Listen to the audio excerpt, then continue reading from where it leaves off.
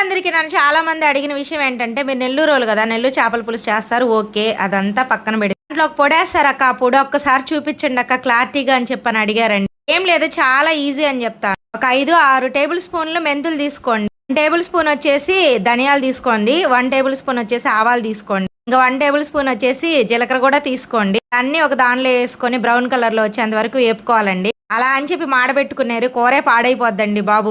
Next అయితే మనం కూర బాగా ఉడికిద్ది కదా, కొంచెం పక్కన పెట్టేసుకొని తిరగమాతకైతే పెట్టుకుంటున్నానండి. అంతా చేపల కూర ప్రాసెస్ చూడాలంటే దీనికన్నా ముందు వీడియో పెట్టాను, అది చూడండి. ఇది చేపల కూరలు ఎప్పుడు కూడా టమాటాలు ఎక్కువ వేసుకోకూడదు, ఆనియన్స్ ఎక్కువ వేసుకోవాలి. దీనిలో అయితే నేను ఆనియన్స్, పచ్చిమిర్చి, ఒక్క టమాటా వేసాను. కొంచెం ఆయిల్ ఎక్కువగానే వేసుకోవాలి. నాకు పొడి చూపించాను కదా, అదంతా ఇలా వేసుకోవాలి. మనం పొడి వేసేటప్పుడు అయితే గనక తెల్లగడ్డలు వేసుకోవాలి, స్మెల్ చాలా బాగా వస్తుంది. అంతే అండి. కొంచెం దగ్గర పడిన తర్వాత పులుసు ఇలా పొడి చల్లేసుకొని ఇంకా కొత్తిమీర చల్లేసుకోవడమే. ఎప్పుడైనా సరే చేపల కూర అనేది నైట్ చేసుకోండి, చాలా బాగుంటది. ఇంకా చల్లారితే ఇంకా బాగుంటది. వీడియో నచ్చితే లైక్ చేయండి. ఉంటా, బై.